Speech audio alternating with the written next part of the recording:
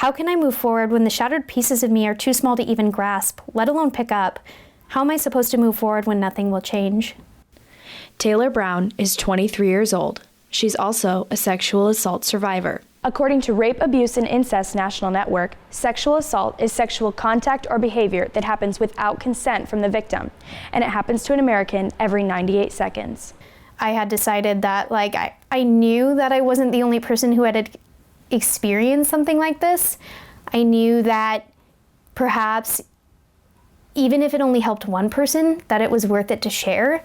Brown thought on it for a while, but she chose to share her story in a piece she wrote for a literary magazine called Contrast. Brown came forward, but so many other incidents go unreported. 2 out of 3 sexual assaults go unreported. And why is that? The victim is usually doubted. If you told someone, my car was stolen, no one would say, no, it wasn't. You must have loaned it to them. No, it wasn't stolen. But if you say, I was sexually assaulted, you have to prove it. The victim is really doubted by a lot of people. The issue has been brought to the forefront in the news media and on social media over the past 2 months after accusations mount of high-profile men's sexual misconduct. Hollywood producer Harvey Weinstein, NBC News powerhouse Matt Lauer, and Oscar-winning actor Kevin Spacey, among a growing list of others, have been accused of sexually assaulting and harassing both women and men and have been fired from their positions.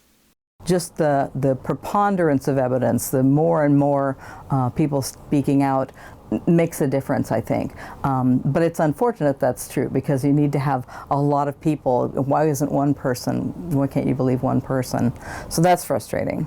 Zach Palmer, also of the UNL Women's Center, agrees with Deeds about victims having to out themselves to the public, but he also believes that this is sparking change.